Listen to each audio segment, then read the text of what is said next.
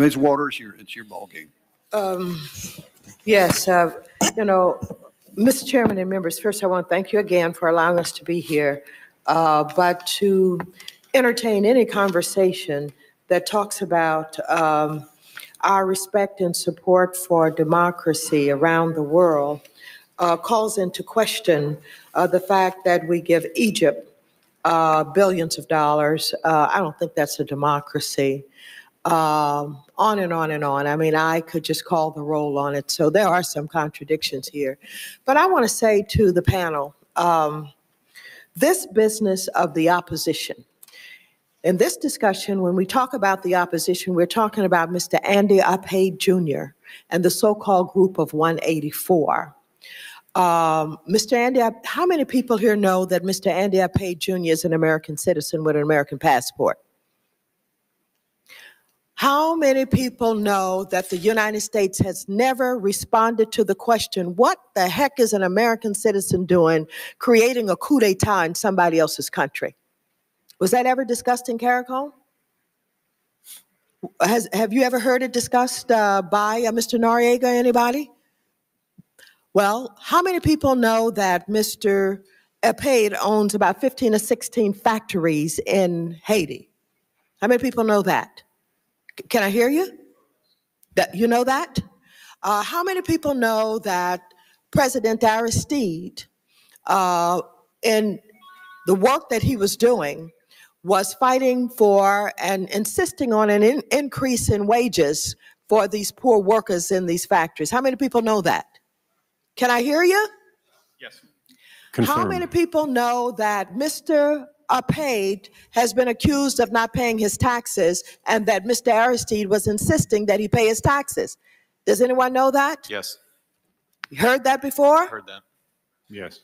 Okay. How many people know that Mr. Aristide was not only fighting for increased wages in the factories, fighting for the bourgeoisie business class to pay their taxes so that they could have some money for infrastructure? How many people knew that he was fighting against this indentured servitude of young girls who work in the homes of the privileged, who work from sun up to sundown, taking care of babies, scrubbing floors, in exchange for food and a place to sleep? Anybody understand anything about that? I can't hear you. Mr. Aristide was the rest of that concept. He was an advocate of doing something about reste avec, which is what you're talking about, this practice, but particularly strong before he was actually elected to office. Okay, so this priest from Cité Soleil, referred to as the priest of the slums, was fighting for increased wages, fighting to make the rich pay their taxes, and against these children being used basically as slaves and servants in these homes. How many people know that the figure that the chairman and others referred to today of $850 million did not go to the Aristide government? In fact, I believe the U.S. cut off most bilateral aid probably by around 1998 or so. But however, we continue to fund the Haitian Coast Guard, which is bilateral aid. All right. How many people understand that there's a difference between bilateral aid that goes directly to the government and the funding of non-government organizations? How many people understand that? Understood. Yeah. Congresswoman? Yes, please respond quickly. Yes, very, very, very quickly. When I spoke with President Aristide in early 2001, he laid out a very sensible, responsible economic vision and wanted to work with the Inter-American Development Bank, the International Monetary Fund, and the World Bank. And thus, I was particularly shocked to come back to Washington to find a U.S.-imposed freeze on all of those institutions. How many people know that if you don't have that kind of aid, you have no money for the infrastructure, you have no money to clean up the water, you have no money for the police, you have no money for the fire?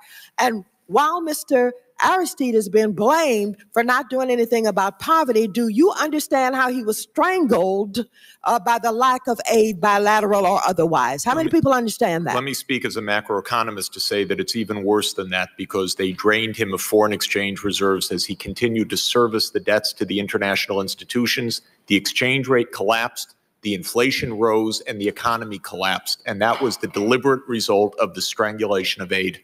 Well, I hope we can get rid of some of the lies and misconceptions about all of this money that has gone to the government when in fact it has not. And I don't want to hear that said anymore. So I just wanted to get that on the record. The gentlelady's time has expired. Thank you so very much.